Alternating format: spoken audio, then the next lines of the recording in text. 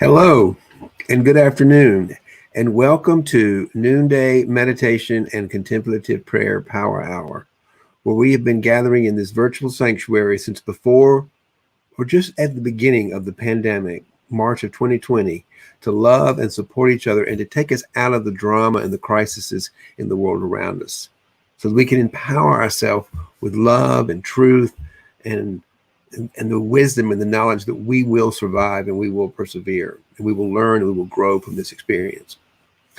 And it's been hard. It's been a tough year for all of us.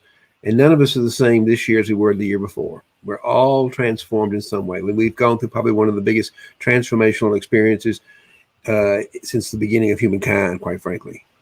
I don't know of any time, reading in history, any time in history when we have advanced so quickly, so fast as we've had in the last year.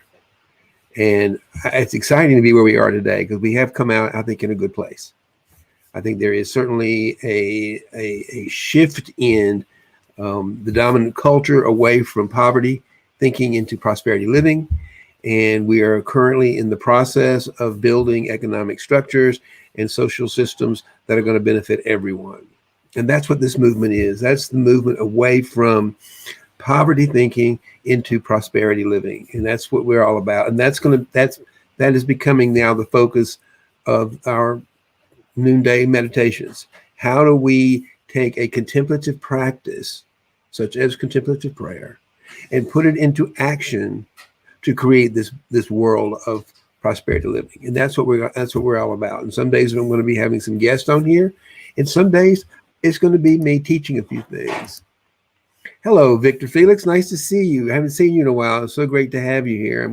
I'm so excited you're here today because I'm going to be talking about something that I created a few years ago that's just been a lifesaver for me. And that's a simple little 5-step process that I use to get out of my fear, being stuck in fear, to being empowered with joy. There's my good friend, Nehemiah. Hey, Nehemiah, good to see you here. Great, wonderful. I'm so glad you dropped in on Friday afternoon to hang out with us. Great. Hope you ask me some questions.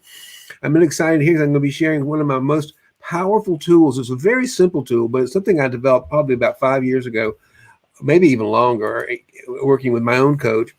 It's kind of a version of what I learned from him, but I think this is more powerful and more in line with my contemplative practices. It's how do we get out of fear? And how do we actually use fear as an opportunity, as a fuel, if you will, to transform it into the power of love, the creative power of love. Because fear in itself is what stops us, it's what slows us down. It's usually some attack in our heads that tells us something, beware, stop. Something bad's about to happen, right? That's what fear is. It's like, oh God, stop what you're doing. Don't go anywhere. Something bad's about to happen. And what's really interesting, particularly for entrepreneurs and business owners who work so hard every day to grow and build their businesses and try to earn the revenue that we need to grow our businesses and to make a bigger difference in the world.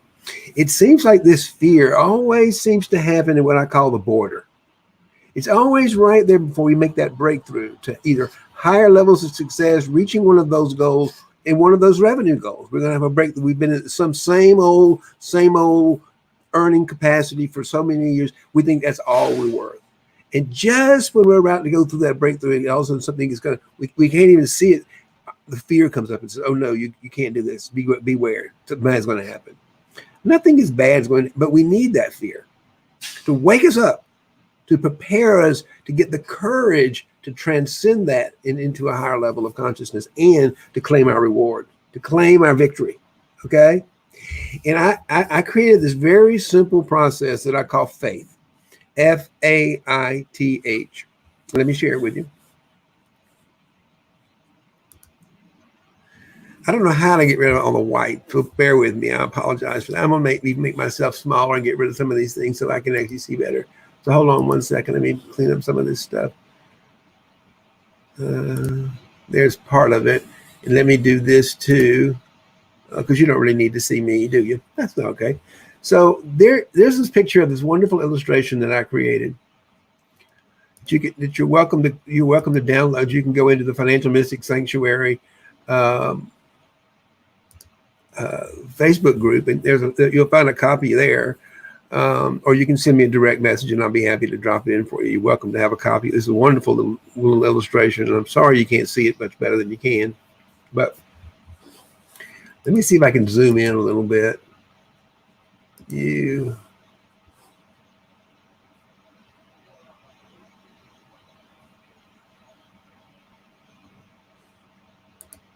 There we go.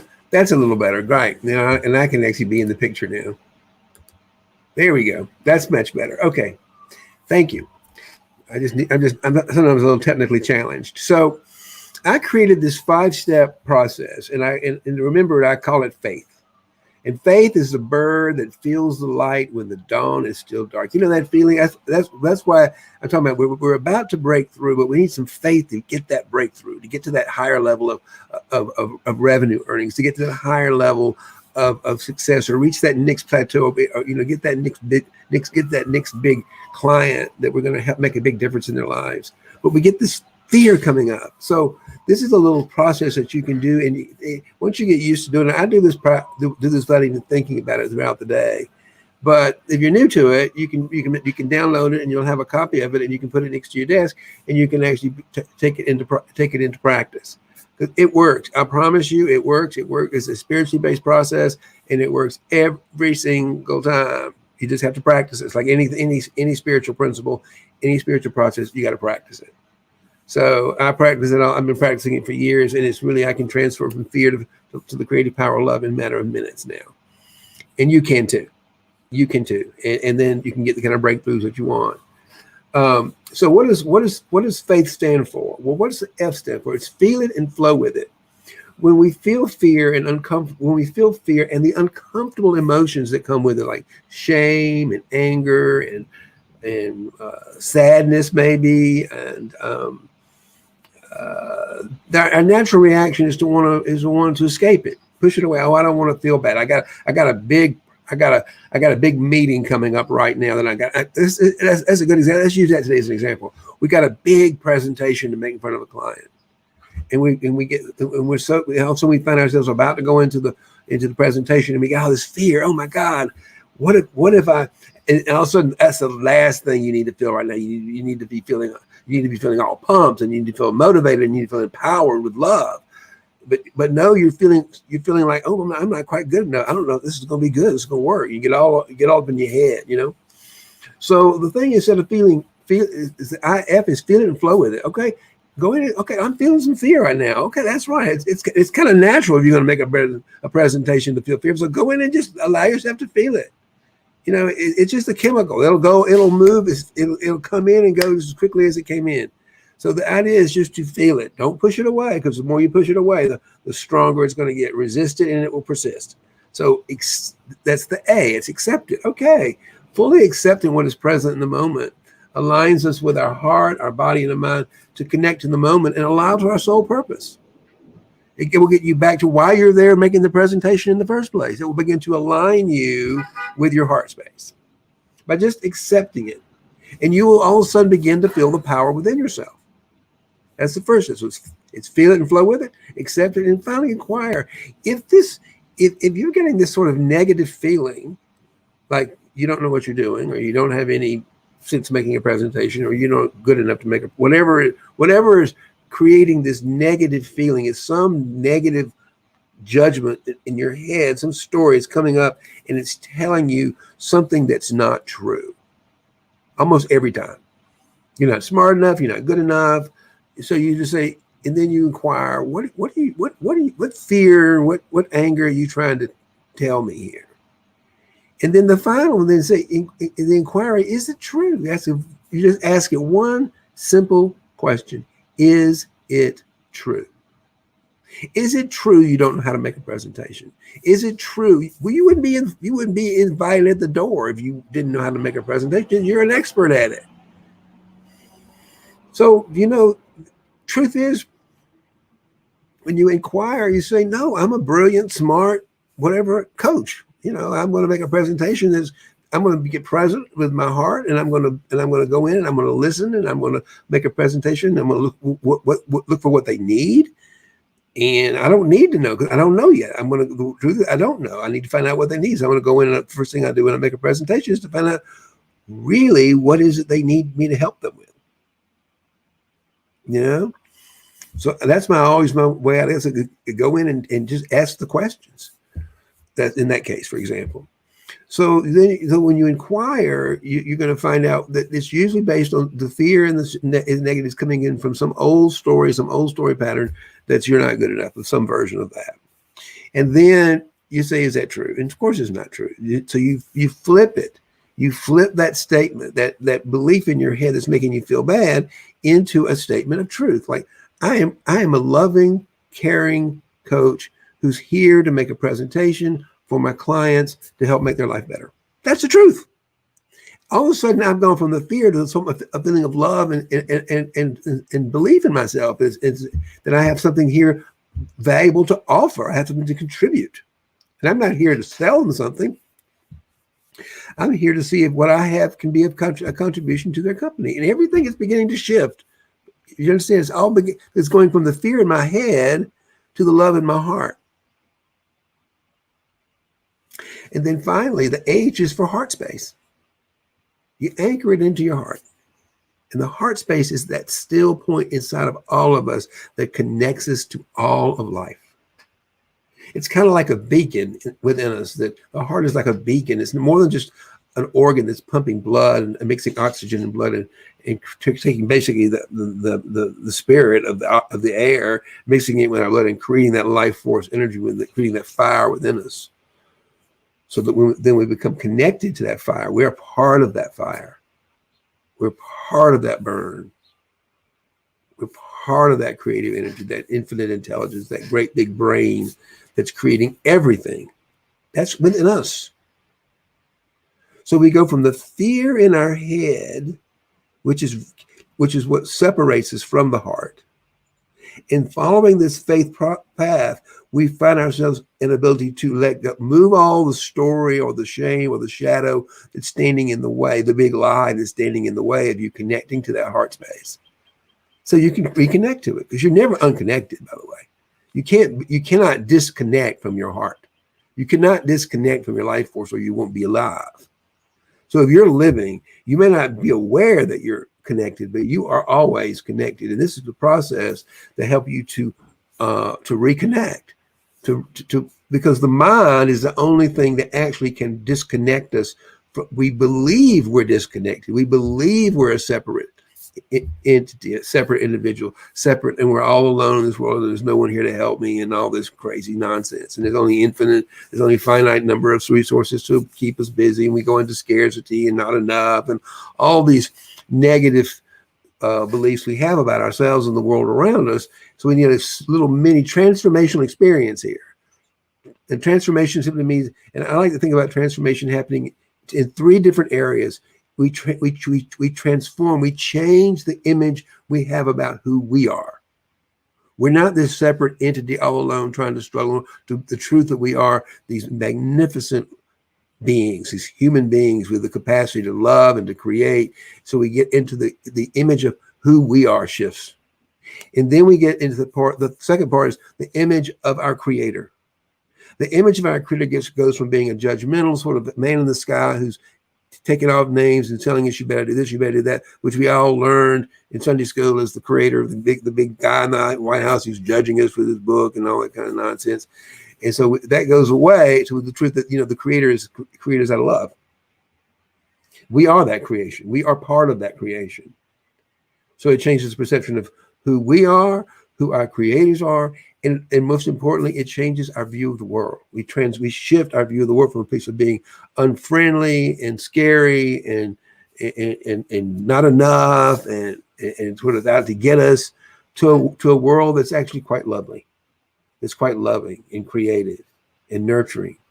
We get a view of a world that wants us to help, that needs our creative power. That's why we're here. We're here as human beings to bring our creative awareness, our creative genius, to contribute to the betterment of the world and to the evolution of humankind. And we're in a very, very, very unique point in time in the history of human beings of human evolution right now, I believe, and it seems obvious to me, and that we're in this, that we're creating the old structures, the old ideas, the old economic structures and social structures and economic systems that were so scarcity driven, so fear driven, that only certain people had the right to love, joy, and for prosperity, really, to participate in the world. And it was a lot of people who look a lot like me. Most of them they look like me, but they were straight. They weren't gay people who look like me, but they want to keep power to themselves. And there's a whole bunch of people, politicians in our country right now, who are in so much fear, of losing this illusion of power. They may have positions of power, but they have lost their power. Because they have given up their power to their positions of power. And they don't know how to get it back. And this is how to get it back. So whether you're a politician running the Republican Party in the Senate, which is a classic example of someone who is, every time you look at him, he looks like a man in fear, doesn't he? I mean, tell me, does he look like a man who's living in love, joy, and prosperity? Let's be real. Does Mitch McConnell look to you like a man who is enjoying life? No, I've never seen the man smile. He's the most miserable looking human being I've ever watched in my life. He's next to ex-President Trump. He's miserable, trying to hold on to this illusion he has some kind of power. Well, that old structure is gone. It is dead, complete. So there's no wonder he's in fear. He doesn't understand this newer mindset shift to prosperity and abundance, and there's this whole idea of building economic that everybody can share it. That's completely 180 degrees from all his thinking. I've never heard him say anything that was for the benefit of anybody other than himself, ever, in his party. And I'm waiting. I don't know what is going to happen, but it's going to happen soon, because all the Republicans are none of them are bad people. They're just, I love this thing, they're now having this attack on the woke people. The GOP's latest thing is called the attack on those that are, they call it the woke people. They're making fun of us because we've awakened to the truth. We've awakened to the truth.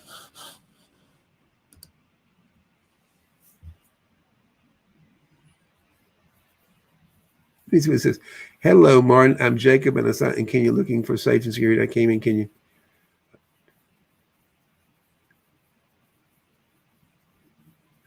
Wow, I feel for you, brother. I mean, I cannot imagine, Jacob, what it must be like to live. I mean, I've lived in the South where it was pretty uncomfortable, but I've never lived in a whole country like that where my life and my livelihood was in danger. But I also tell you, I'm not the one that is. I don't have what I do and how I'm plugged in. I don't have any way to help you.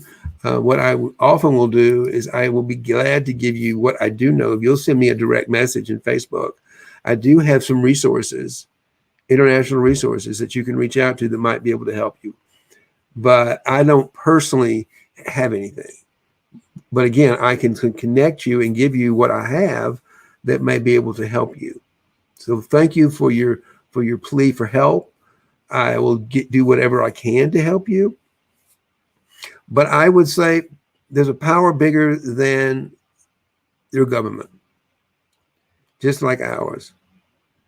And my only suggestion, the only way I can help you is what I know, and that is to practice this principle. I know you're in fear. I know you're in pain and you're suffering. I've been there myself in different ways. I can say I've never been in a situation that's as dire as where you are. I can only imagine. So yes, if you'll send me a handful, I'm very grateful. I'm so glad you reached out. I mean, that's what I want to be. I want to be a place where people can come to and reach out for help, no matter what the help is. I just got to be honest and say this is not an area of expertise that I know much about. other than I do have a list of resources that I can send to you that might be of some help. Okay, yeah, great. As soon as this is over, I will, this afternoon, I will send you a resource guide that I created, because you're not the first person that's asked me for that. You know, I mean, out here as a gay person, talking about the things that I talk about, I get a lot of people from countries around the world that are in places like you, where people are really suffering, and they've got some real true consequences out around their safety of their health and their livelihood and their life, really. And I know, I'm aware of that, and it just breaks my heart, quite frankly, because there's no reason you should have to live your life in such a place of despair and uncertainty and fear of your life. It's the only thing I can do is, and I can suggest you do, is just to pray about it and tap into that higher part of yourself that's there for you. Okay, so yeah. I see you sent me a thing about your phone. I'm not going to post your phone number here. I don't think it's a good thing to do, but I will tell you this: if you just send me a direct message on Facebook, I'll respond with what little bit I have for you. Okay, I just can't. I don't have the resources or the knowledge or how that works. But there are organizations that's the whole thing that they do, is they help people, particularly gay people, in seeking asylum in these countries where it's very difficult. So, and I'll tell you, and I am part of a program here in the United States that goes and picks up people out of the detention centers when they come here seeking asylum, and gives them a place to sleep and a place to rest overnight until they can get connected with their loved ones. So if you do get yourself to the country and you need some help once you get here, I'm certainly willing to help you out in the way I can. I can always offer you a place to sleep and some food and some company and some friendship, if you can figure out how to get here. I don't know how to get you here, but if you get here and you need a place to sleep and you need somebody to help you get navigated to find your way, I'm here in America, and I will be glad to help you out. How about that? That's the best way I can help you. Figure out how. I'll send you something that will tell you what organizations are there to help you. You can reach out to them, see what they have to say, and then if they can figure out how to help you get here. I have picked up a number of people here who are seeking asylum and picked them up at the detention center, given them a place to sleep for a couple of days and a nice meal, and help them get some fresh, clean clothes and things that they need, and necessities, and help get them reconnected with people and family that they have here, or some organizations here that can help you. If you can get yourself to America, there's a lot of resources here that can help you get started. And I know a number of people here that can help you. But the gap between where you are and getting here, that is way beyond my knowledge and expertise. So I hope that was helpful to you. And thank you again for bringing that. I know we're talking about these things like faith-based principles and things that seem a little bit ephemeral. They are ephemeral to someone who's living on the streets, on the doorsteps of people begging for their life. Can seem a little abstract, and I'm aware of that. So thank you for bringing it to my attention.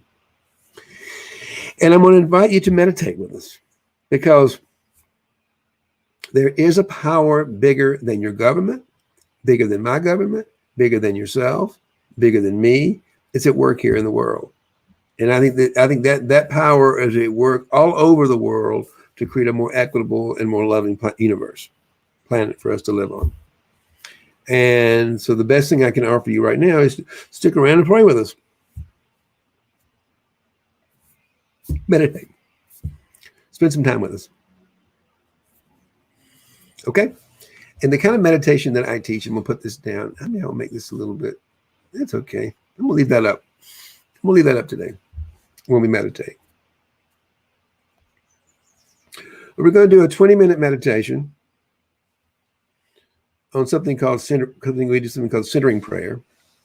And it means we're going to center all of our energy around our heart. Do you hear that bell?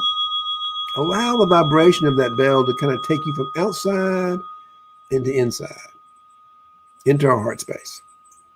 That's what this is, heart space. Out of the head, we're going to surrender our beliefs. In your case, we're going to surrender all these fears and all these worries that are very real to you right now. It's not like they're imaginary. I'm sure if you're on a doorstep and you're afraid for your life, it is very real. But still, we're still making up a story about that. So I'm trying to give you something that may give you a little bit of relief so you can enjoy the rest of your afternoon, the rest of your day, the rest of your evening. So it's called centering prayer. It's all about centering our focus around the heart, becoming very aware of our heart space, being very aware of that emptiness within us, that cloud of unknowing, that we all have that spark of light within us. And so we're going to just, for a little bit, we're going to begin to focus a little on our breathing. So just begin to breathe. Just bring the mind's focus from outside worries, events, wherever you are, to inside yourself. And use the breath as a way to guide you from the outside to the inside. And from the inside to the outside. Just notice the rhythm of your breath. Notice it coming in through your nostrils and through your mouth, down your throat, expanding the heart space a little bit. And then with your muscles in your belly, pull the breath a little deeper inside and anchor it. And allow that channel to open up.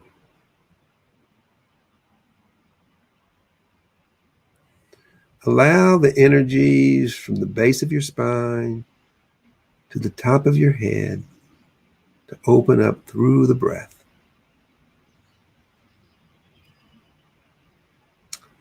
And you cannot stop the mind from thinking.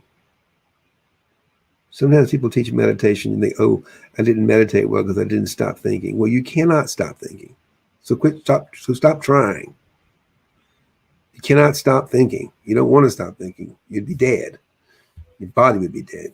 So thinking is not something we're not trying to stop thinking, but we are trying to slow it down. We're trying to create some space between it so we can have a little spaciousness, a little love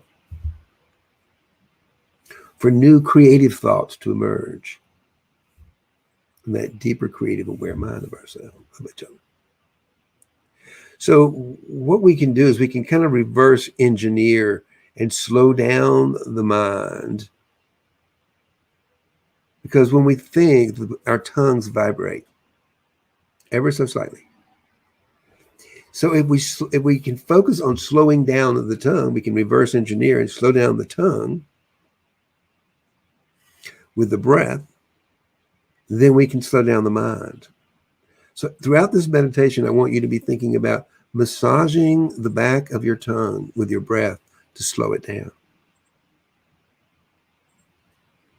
This is also known as conscious breathing, because the more conscious we become of our breathing, which is just breathing, something as simple, the less we have to think about other things.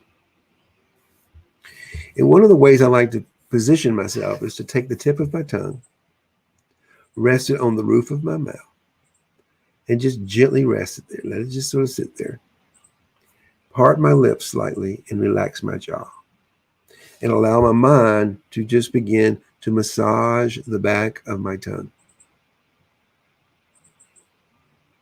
To do that for a minute, just sit quietly and begin to get still. Rest that tongue on the roof of your mouth behind your teeth. Part your lips slightly, relax your jaw, and just simply breathe. And feel the breath gently massaging the tongue on the in-breath and on the out-breath. And just get still. Be still. Allow the breath to help you slow down and get still. And we're going to use the breath, the belly and the breath together to get more space within. We're going to do 3 belly breaths. It'll look like this. With your belly muscles, you're going to pull the breath in through the mouth and the nose. You're going to massage the tongue. You're going to relax the heart space. You're going to open the heart space. And you're going to pull that breath deep into your belly as an anchor. You ready? Let's do it. Pull it in. Massage the tongue. Open the heart. Now pull the breath deep into the belly. Expand the belly. Hold it. Oh, let it go. Soften everything. Let everything go. Even that big old yawn I just got. Oh, just let everything go. And when you let everything go, let go of every thought, every opinion, every judgment, every worry, just let it go for the moment. Let go of every sense of control. You can't control the situation, and you don't know what's going to happen in the next 5 minutes. So just let go of everything. And allow that bell we just heard to bring us that vibration to bring you even deeper into your heart, into that infinite love space within us. Remember, it's all just light energy vibrating at different speeds.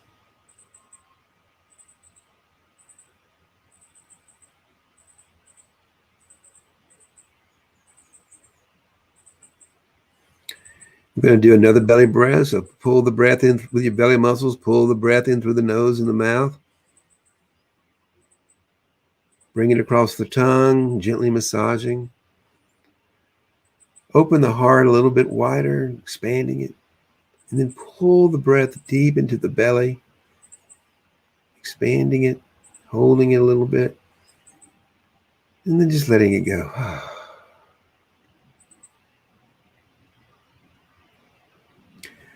And when you let go of the breath, let go of every story you have about this world, every story you have about yourself, others. Just let it all go to create some space for new creativity, new story, new solution. Let all the old stuff go. Hold on to nothing.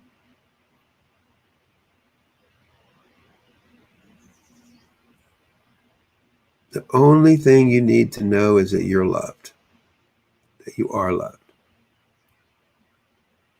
And fall back into the loving arms of the divine creator within you.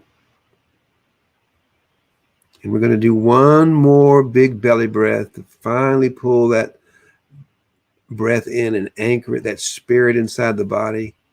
We're going to anchor it deep into the belly.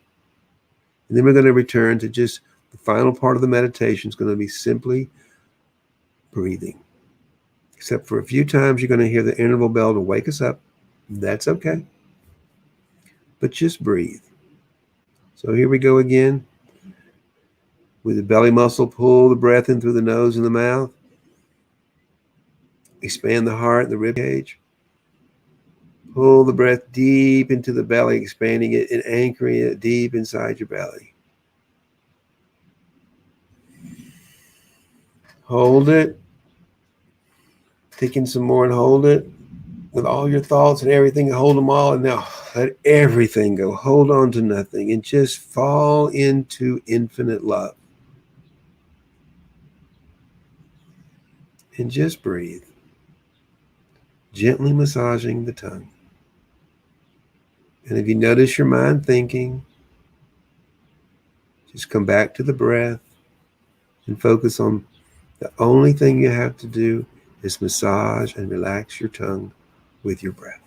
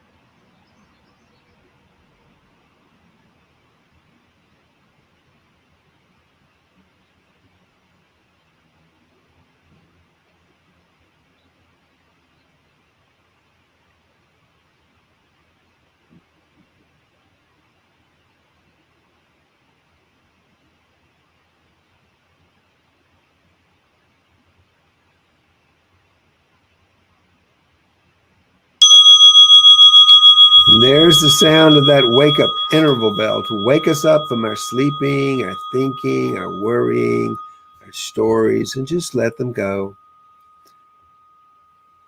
A place of gratitude. Just smile at that brilliant brain for doing it such work and just say, let it go. I appreciate you, but let it go. And allow yourself to fall back into the gentle arms of your Creator, our Creator.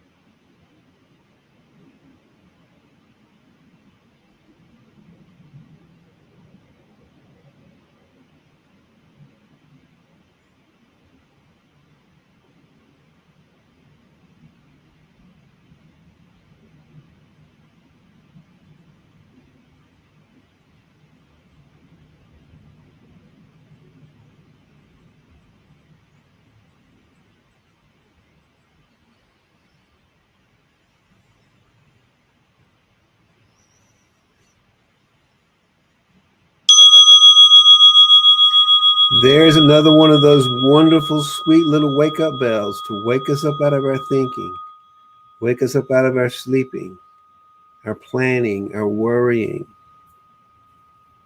our stories. Just let them go and smile at that brilliant brain for doing what it does and tell it to take a rest. Take a little time out and allow yourself to fall back into that infinite love within.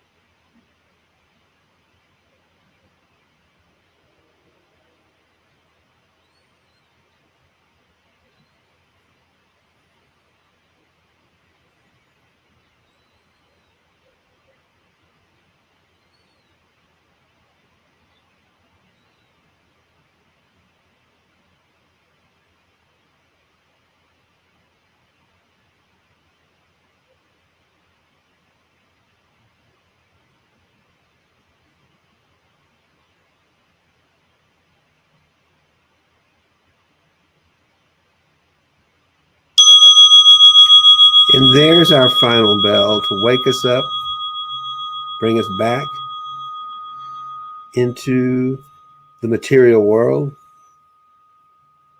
hopefully empowered, refreshed, restored. That's the idea of a power hour. You step into that power, step out of that fear that's in the mind, and begin to include the heart, to walk that path of the heart. It's fearless and loving. It's a path to serving and making a difference in the world.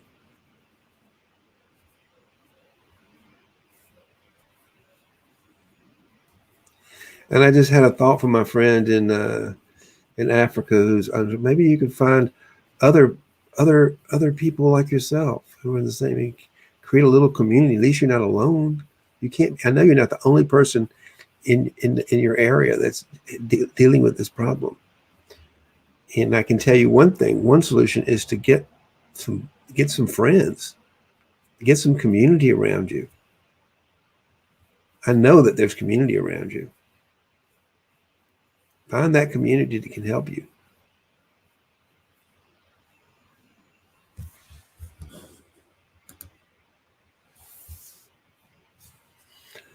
I can't imagine